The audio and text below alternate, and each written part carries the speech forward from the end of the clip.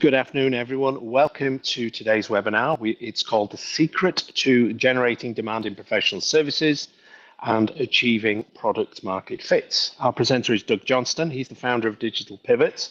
That's an organization dedicated to reigniting growth in IT services and consulting. And you'll hear from Doug very shortly. So before we begin, I just want to highlight something a little unusual today's session.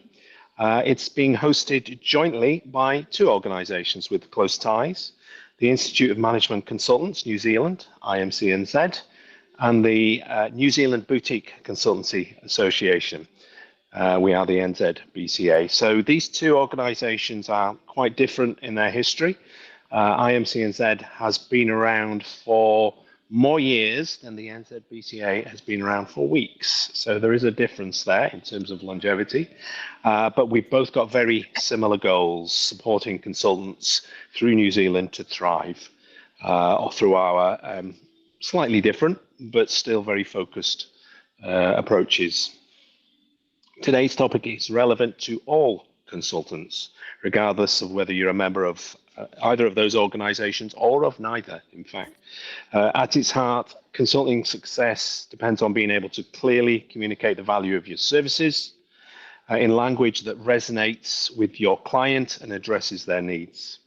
So with that, I'd like to hand over to Doug to introduce himself and guide us through the discussion. I've worked with Doug now for a good year. I know that this presentation will be up to date and relevant, so really looking forward to it. Thank you. Thank you, Dan. That's really good. Look, welcome everybody, and I'm just going to share my screen and start covering the topic. Just a little bit of background about me. I've worked in the IT and professional services industry for over 35 years now, and the last 10 or 15 in go-to-market. So in cloud and Salesforce consulting, a whole range of things. So what you're seeing here is a culmination of that experience, and I hope it's of value to you. So I'm just going to grab the screen and bring up the slides, and if you bear with me while I just do that, we should be underway.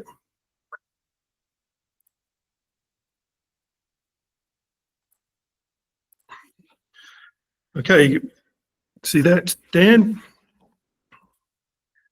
Everybody see that? Can I just have one person confirming that we're good to go? Great. Yeah, you're good to go, Doug. Okay, thanks very much. Okay, so today's topic is the secret of generating demand in professional services. And really, I'm going to focus on one thing. So, and with that introduction from Dan, I think we'll get stuck into it. So I think, look, it's really tough times in professional services, as we all know. What we're seeing at Digital Pivot is a really unusual situation where many are facing a perfect storm. So, we have the economic slowdown that we're all experiencing, and you would have seen in the Herald some, discussion about that again today, which paints a pretty bleak picture. We're seeing cost-conscious customers who are insourcing, bringing a lot of consulting work in-house.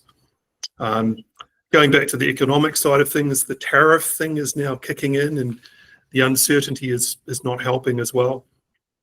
We're seeing that with my clients and other organisations, intense competition between professional service providers like we've never seen before.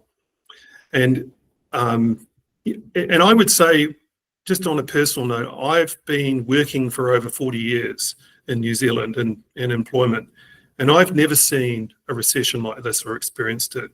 The impact on industries, the impact on individuals in terms of people being out of work, family members, communities, businesses, it's unprecedented. So we're going through something quite unusual at the moment. And that is borne out in some research that I recently published, and you'll see on my website, called The Market Dynamics for ANZ IT Services and Consulting Sector 2024-2025 analysis that I published a couple of weeks ago on my website.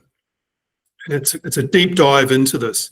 And we found that over 70% of IT service and consulting providers across Australia and New Zealand who are above 50 staff, so 50 staff, there's 850 organisations in that category, have got a sustainable growth problem. And in fact, 57% of them are flat, declining, or in heavy decline. So the difference between that number and the 70% is that there are multiple organisations that appear to be growing, but they're only growing through acquisition. So there is a small percentage that are doing really, really well. And part of the things that we're going to talk about today is that they've mastered the art of generating demand. So we'll come to that.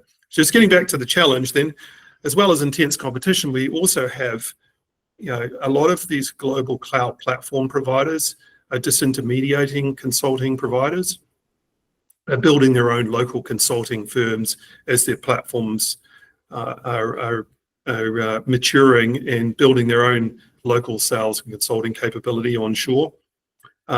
Many providers are finding that they lack differentiation and are in a tough situation where they're getting to the top three, maybe an RFP process, but they're just not winning. And on top of all of that, we've got the looming impact of AI, which is dramatically changing the market. And there's massive opportunity, but there's also massive threat so customers are embracing it. And the type of work that customers buy today is changing dramatically. The outcome of that is we're seeing organizations, professional services organization with low utilization, very high costs of sale and low profitability.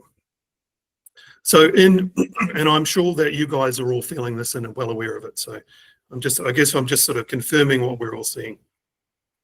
So in response to this, many organizations are locked into, professional services organizations are locked into a cycle of doubling down on sales and marketing cadence. And often I've seen, we've seen salespeople being removed and replaced on multiple cycles now over the last couple of years, and it really hasn't addressed the issue. There's an intense focus on resource utilization for obvious reasons, and that has led to relentless cost out initiatives. And often, pipeline continues to stall and revenue's flat and or declining. So it's the exception, it's the rule rather than the exception.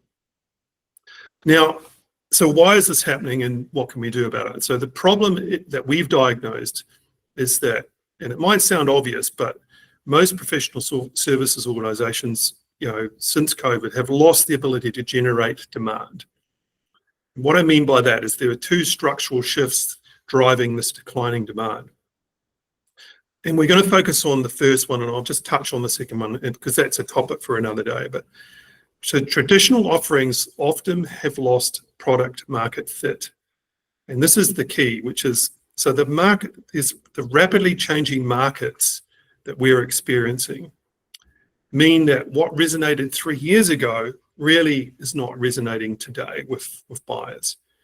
And there's what we call a value gap opening up between what you're selling and what customers want. And the reason for that is that, and it's interpreted the wrong way quite often by professional service providers, because markets are defined by customer outcomes. They're not defined by your products and services. And it's really important to understand that because what was really operationally sound and great 2 or 3 years ago that doesn't address an urgent need or demonstrate a clear ROI today, they get filtered out really fast. So that's the product market fit problem that pretty well every consulting provider is facing today. Now, there is a second problem, and I said we won't go too deep into this, but you need to be aware of this, that AI has transformed how buyers, B2B buyers, make decisions. Essentially, 70% of the buying journey is self-directed and AI informed today. Since ChatGPT 3.5 came out 2 to 3 years ago, people have started to really lean in and start using that to give them advice on how to solve their problems early in the buying journey. And if your offer is not discoverable and it's not differentiated and it's not relevant, you're not even part of the conversation because they're not going to your website, they're going to AI, and AI has ingested your website and is playing you off against other providers. So that's all I'll say about that today, but it's a topic of conversation something that we all need to be aware of and take action when you're surfacing your offerings to your clients, particularly if you want to sell outside into green fields. So now what happens if you don't do anything about this? I often see this in consulting organizations, and I regularly hear this phrase that they're hoping demand will return soon. So they sort of hunkered down, they've taken as much cost out as possible, they've got to a sustainable position, and they're waiting for demand to return, and hopefully people will start buying what they're selling. Now, this is what I call boiling frog syndrome, which is, I'm not trying to be facetious here, but that guy looks pretty comfortable in there.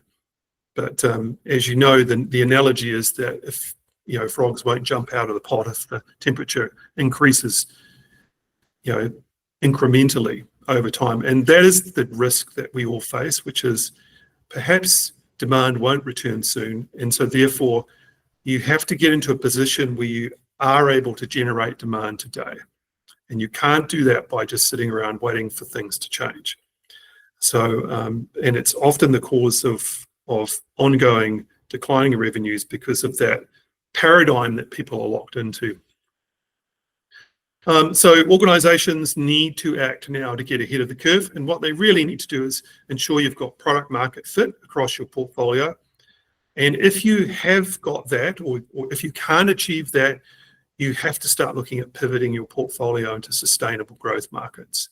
So there's two things you have to do today to ensure that you've got a sustainable future. And we're going to talk about diagnosing and fixing product market fit for your offerings. And I'll show you a methodology that I use with clients. So there are three pillars of sustainable demand generation that you need to have in place to be able to go out there and actually generate demand. Now, I see a lot of organizations spending a lot of time focusing on brand, and that's just an awareness thing. They know your brand, that's great. That certainly opens doors, okay? But fit makes you relevant. So you can open a door and go in, and they'll come into your shop, and they will look around and they'll leave if there's nothing relevant to them. And there's a third component as well, which is differentiation. And differentiation closes deals. So I often find myself having this conversation with providers, which is brand opens doors, fit makes you relevant, differentiation closes deals. You need all three of those to generate demand. You can't just be focusing on brand. You've got to really get down and solve the fit problem, and you've got to have differentiation. So what does product market fit truly mean? And it's, in a way, it's not complicated, but it is. But you have to challenge yourself, and it means a solution to a pressing unmet need that customers have today that they truly value and they're willing to buy. So in other words, you've got a pantry of products and services that you want them to go in and select and buy. If there's nothing in there of interest, they're not going to buy it. So no amount of additional marketing and selling and noise is going to make a big difference. Now, which sort of seems obvious, but it is a trap we all fall into because we often over the years have a formula that we know works, but then all of a sudden it doesn't. So why does it really matter today? Well, because a lot of the strong firms suffer from stagnant demand as well. And this gap that I talk about, which is the value gap, is the intersection of your consulting practice delivery capability, your business consulting, or your IT services consulting. It's the intersection of your sales and marketing messaging, and also what partners are saying. And if you overlay what customer outcomes are, my provocation is that gap has now radically appeared in most offerings today, unless you take proactive action to close that and validate that. Now, why it matters is that it's like that boiling frog moment where the gap creates vulnerability, and often what you will find, there are some symptoms, and we'll talk more about that in the next slide, but you often find that all of a sudden you're competing on price and not value, and so you'll be getting to one of three, and you end up in this crazy price bake-off if you get there at all. And it no longer becomes about value, it becomes about price. And without that alignment, you just cannot generate demand. And what do I mean by that? So most deals that are out there today, customers are on a buying journey that sometimes could be 2 years long, could be 6 months, could be a year, but it's often sparked or initiated by the customers. And they go through a process where they go, okay, I've got a problem first. And then they validate that problem. And then they say, well, what do I do about it? So they go out looking for information about how I can solve that problem. Then, so they start evaluating options, and then they will select a solution, and then they will implement it, and then they'll optimize it. What you need as an organization is the ability to not only participate in that buying journey, you need to be able to spark that buying journey, like walk into a customer engagement and initiate that, point out the gap that they've got in their business that initiates that buying journey. And that is an area, that's what I mean by the inability to generate demand. I've noticed a lot of organizations struggle to do that, particularly in consulting and particularly with the salespeople they have. So you need to be able to generate demand. You can't do that if you don't have this alignment. So how do you recognize you've got this lack of fit? Probably some really good lead indicators are if you're not getting word of mouth referrals or they're low volume when you used to, you'll probably have this problem. If your sales cycle is really elongated and stretched out relative to how it used to be, you've probably got this problem. And the most obvious one is deals never closed, despite strong effort indicating misalignment. Now, there is research that shows that 40 to 60% of all B2B deals never close. And that's down to a condition called fear of messing up. This is where the main leader of the change is not confident enough to put forward your solution to the top of the pile in terms of what the business should invest in. So there is a bit of a nuance here, but it is often because your value proposition is not compelling enough, and so you have to address that. And that's part of the fit problem. Your offering is not really ticking all the boxes, and so it becomes a lower priority. The final one there is, unfortunately, I see a lot of this, and this is generally with sales directors and senior consultants, which is hope becomes a strategy. And what I mean by that is there's a number of organizations I'm talking to at any one time, and I often hear this statement, all we need to do is close what's in the pipeline and we'll be okay. Now, ask yourself, how often have you heard that? And over the last couple of years, I've actually gone to various different organizations that I'm engaging with. And 6 months ago, I asked, how's it going? As long as we close what's in the pipeline, we'll be fine. 6 months later, it didn't close, but they've got they've got some other deals in there that they're hoping to close. Now, that is unfortunately the trap that people fall into. And it's a little bit like water pouring into a bucket. It never fills up because you've got a leak in the bottom because, things are not closing. There's a lot of effort going into it, but the bucket never fills because the deals never close. So true fit, in terms of market fit, product market fit, there's two components to it. So and I don't want to get too academic about this, but it is probably worth covering this, which is there are two parts to it. There's problem solution fit, which is proving that your offering actually solves a client pain point. And you do that through research, feedback, and prototypes. You're going out and talk to customers. The second part is actually, are you going to get traction with this? Is there a really strong ROI? Is it in a market that's growing? Therefore, you're going to generate demand, and would you get referrals? And is it worth investing in? Because you might be able to solve a problem, but it doesn't happen that often. So you need to think about both of those perspectives, because you might be playing in a very small pool, like a pond versus a large pool when you're out there fishing. So those are two concepts that are important to understand. The next thing is, how do you address it? And what I advocate is, you'll see a couple of these in the next few slides. You really need to have a fit-focused pivot cycle around your offerings. And the first step is to use some diagnostics. And it's not often that people do this. And I'll just tell you a little bit of story about this.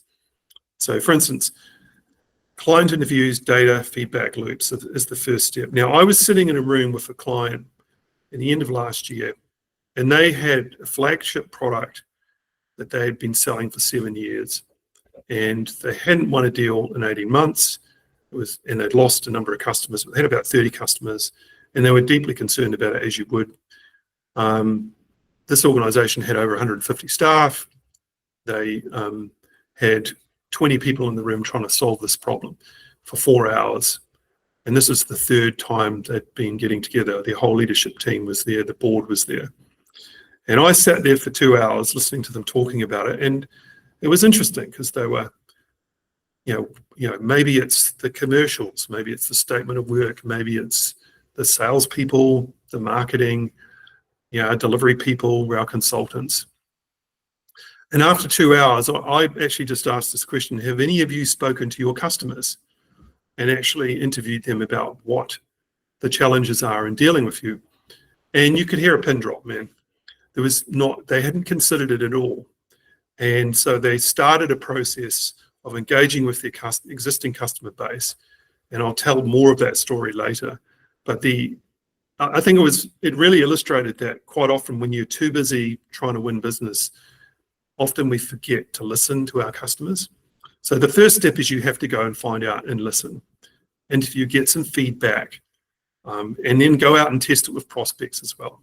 Second thing is that you need to identify, where your core value proposition matches those client pain points. Tweak the offering and the messaging and go out and test it and iterate is the approach that I take. Now, you've got to be brave enough to do this, but in this environment, it's critical to do that if you want to pivot your offering into a growth and market or generate demand, at least anyway. You have to take action proactively. So I advocate there's some questions you need to ask when you're yourself, which is, are the declining results as you go through this process, is it due to a value misalignment, or is it just a messaging problem? So, often it can just be messaging, or it might be a value misalignment, with clients. And, that's where, you're talking to the wrong people about the wrong problem.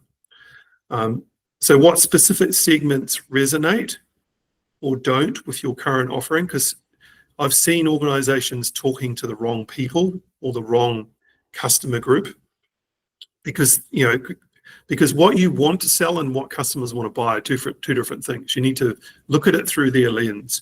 And quite often you don't find that out until you go and interview customers. And I mean interview them. I mean go out and sit with them and interrogate them over a coffee about what they like about you and what would happen if you weren't there. Could you be replaced, sort of thing. And get feedback. Where can you adjust that offering to make it better to match client priorities and market demand? I haven't found an IT service or consulting provider who actually does this in the time that I've founded Digital Pivot. It's a new experience for them, I can tell you what. And when you go through that process, it will transform the way that you sell. Right. So once again, quick chime check, probably only a few minutes away from finishing. So fit-centered action is really about pivoting to demand. So uncover that fit gap through data, feedback, and interviews. Align your services to those outcomes, not your internal preferences. It's not about you, it's about the problem that you're trying to solve. One of the things I'll just make a comment about is, if you go onto LinkedIn today and look at your competitors, or even look at what you're posting, how many of you are posting about how awesome you are and how great your services are and your partners are? How many of them are actually talking about a problem that customers want solved and not talking about themselves? I challenge you to ask that question in your sales and marketing, because too many organizations are just making noise about how awesome they are. They're not talking about the problem that customers have that leads back to your offering. So my advice to you is, if you're doing that, don't do it. Pivot your messaging to talking about your customer problems and how, and lead back to your offering, so that they can learn from how you solve a problem, not learn how great you are, because it's more important in the early part of the buying journey that they know that you can solve the problem. So step 2 is align those services to outcomes, not internal preferences. Step 3, pilot with some of your target segments. Like, I would encourage you, if you've got, depending on the size of the problem and how often, this number of customers you've got, quite often you can pilot a new offering and target a few segments to get some early traction, to test it, and it's not difficult to do that. And then really it's about monitoring, and you can talk about a whole lot of different measures, but at the end of the day, particularly in this market, are you winning deals? One of the biggest indicators of poor product market fit is when you're talking to customers and or prospects, when you talk to them, they start playing with their phones. Your pitch deck and your messaging, they should be hanging off every word that you're talking about, or 80% of the people in the room should be, because you're talking to a problem that they're trying to solve. If they're not reacting that way and they're looking at their phones and they're bored, then you've got a problem. Your messaging is not resonating with your target. When you've got product market fit, my experience is, if you're talking to the right people, they will listen. Now, 20% of the time they might have already solved it. Even if they have solved it, they still will listen to you because it's relevant to them. So, go out with your sales reps or go out with your consultants and just observe what's going on when you're pitching your offerings. That would be some advice I would give you. But at the end of the day, the true measure is closing deals. You can put a whole lot of metrics around it, but referrals and closed won deals is the key metric today. It's the only thing that really matters, particularly in a recessionary times. Here's an example of one of my clients that this is off my website, and it's an example of how these guys had an offering, and within 3 months of taking that approach, they successfully repositioned a really core offering, and the net result of that, by following that process, they won 2 significant multi-year managed services deals. And after a long drought of getting to the top 3 in RFPs, they won. And these deals were multi-million-dollar deals over 5 years, and they're absolutely delighted. And you can talk to Greg about the experience if you'd like to, but it really did illustrate that this method works extremely well, and doesn't take that long. Over 12 weeks, you can pivot your offering and you can get an answer.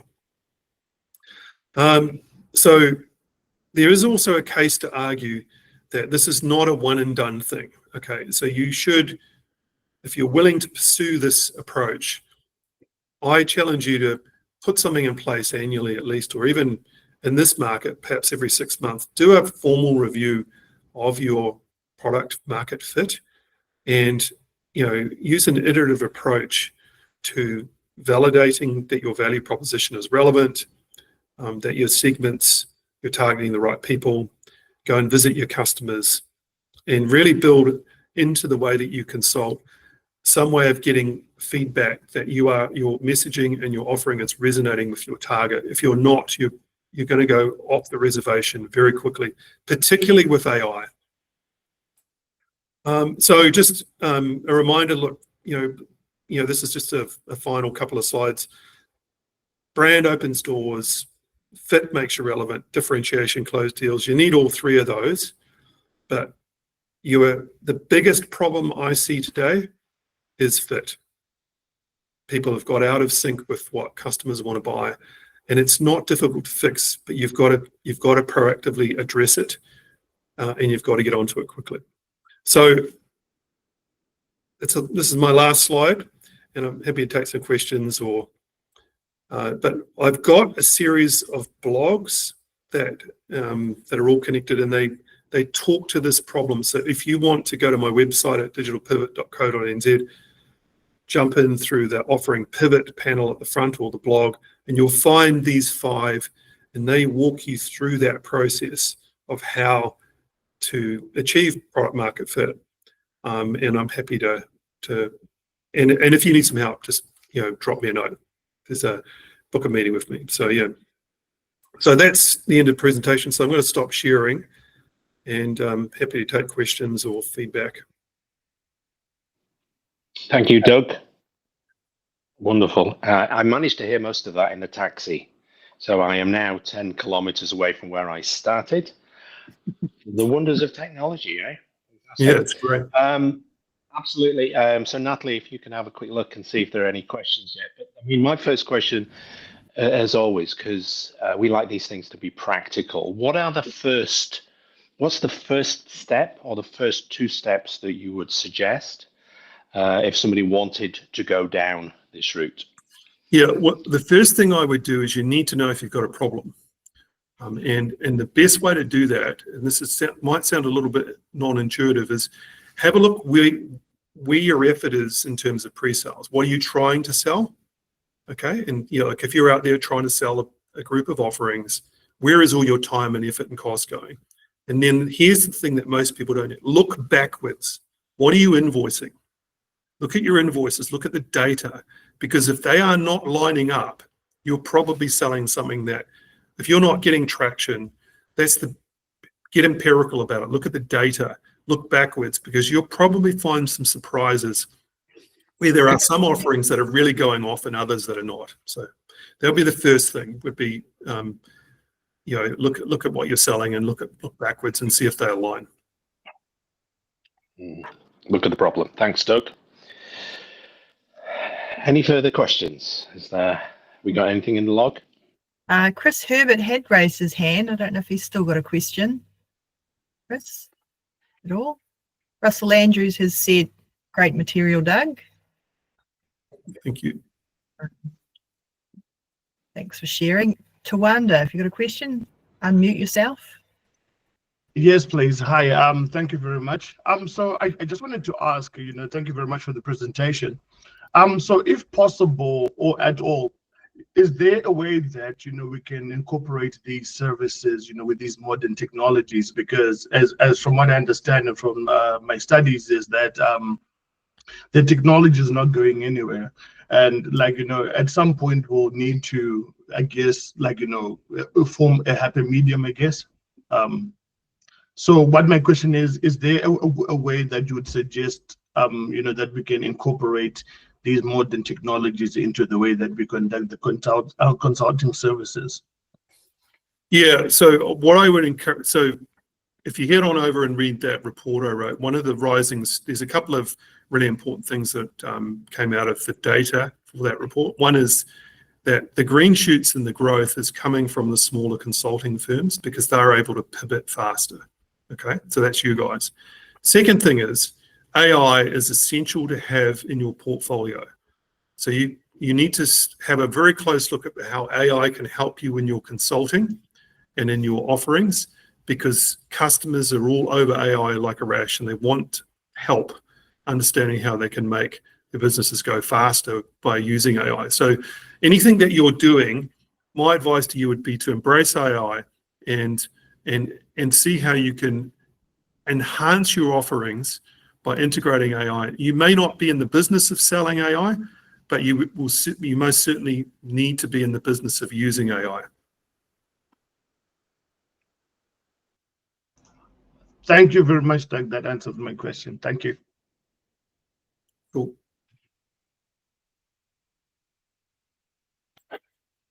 Well, Jenny's just said, I found this to be a really helpful reminder about core principles to get me thinking about my own product market fit.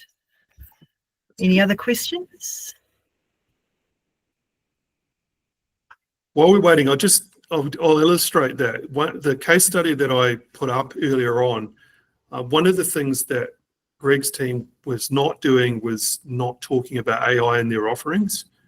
And so when we actually pivoted the offering, they weren't selling AI, but they were not talking about it. And that really made a difference because they started to surface how they were using it in their offerings and talking about it, which made their offering more interesting and more attractive. So it's certainly, I think everybody, my perspective on AI is that AI in the hands of a novice can be quite dangerous, but in the hands of a consultant can make you formidable because you know the 10 or 15% that others don't know in your discipline, and therefore you can be hyper productive and really deliver value. So I think you can look at your offerings and integrate AI in there and tell that story about how AI is enhancing your offerings and making it, you're getting more value for money.